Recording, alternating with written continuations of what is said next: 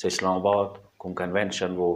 هغه کې کومې پابندۍ باندې دوی خبره وکړله. چنار سرزمین نه هغه آواز اوچت شولو نحنو انصار الله، مو د خدای مددگار، مو د امام زمان مددگار یو، مو یې آزاد کرم معطر وګرځوئ او آواز وکوي، اعلان وکوي هغو کسانو ته چې مو منجي عالم بشریت. اعوذ بالله من الشیطان الرجیم، بسم الله الرحمن الرحیم و به نستعین و هو خیر ناصر و معین. قابل قدر سامعین و ناظرین، نیمه شعبان و 15 شعبان و سره د شعبان میاشته تمام ولادتونو نه ډاکه، خو بالخصوص منجي عالم بشریت، امید مستضعفین، در زړو دړکن، د ورمن زهرا سکون،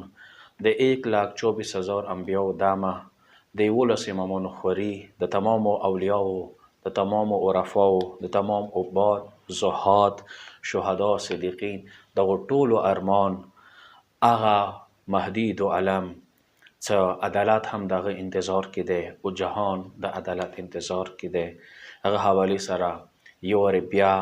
ټولې دنیا باندې د مهدي دو علم هغه آواز چې ایران سرزمین نه اوچت شولو به نام سلام فرمانده، یقینا هغه خوشبو ګرمي هم محسوسه کړله و هم دیخنو محسوسه کړله چې اسلام آباد کوم کنونشن وو هغه کې کومې پابندۍ باندې دوی خبره وکړله. دا دغې خبرې دلیل دی چې دیخنه ته څومره ټیس ورسېدلو دغې ترانې نه. هغه ورځ به څومره خوندوره وي چې دغو منافقین، دغو مشرکین، دغو کفارو زړه باندې یو هغه روب کیني. و نریدو ان نمن علی الذین استضعفوا فی الارض ونجعلهم ائمه ونجعلهم الوارثین. هغه وارث آل محمد، هغه وارث قرآن، وارث انبیا څه راشي، هغه ورځ به بیا څومره خوندوره وي. انشاءالله هغې ورځې امید دپاره دغه ترانه چې ریلیز شوې ده ایران نه و رهبر چې هغه تایید کړی دی و هر زړه باندې یو اثر هغې ترانې چولی دی و هغه ناپاکو خلکو چې کوم الفاظ د خلاف استعمال کړلو، نو مو یو وارې بیا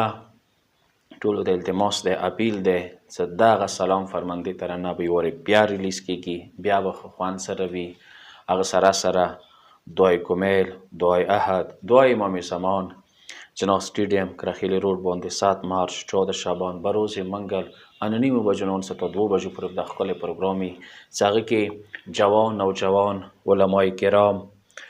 سکالرز، هر طبقې سره تعلق لرونکي به کې شرکت کوي. خصوصا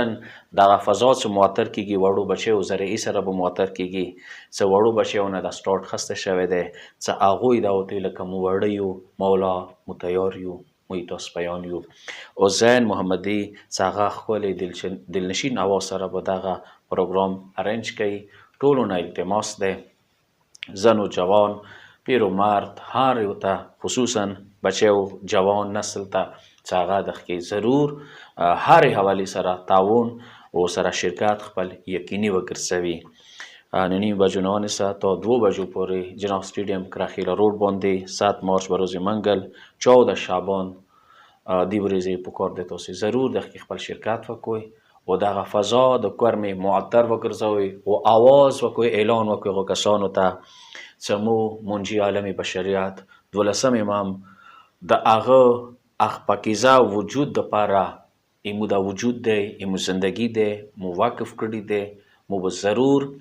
د امام علیه السلام سپیان ګرځو، د امام انصارو کې به ګرځو لکه دعای احد کې کوم الفاظ دي، یا مثلا نور دعانو کې کوم الفاظ دي چې موږ ته انصار یو، موږ ته مددګار یو، موږ ته معاون یو. گویا لکه څنګه عیسی علیه السلام من انصار الی الله غږ وکړلو، څوک دی چې ما مددګار شي خدای لارې کې، اندیشون سره دا غږ یوسف زهرا 12 حجت والا دی، څوک چې ما مددګار یو پارچنار سرزمین نه هغه آواز اوچت شولو نحنو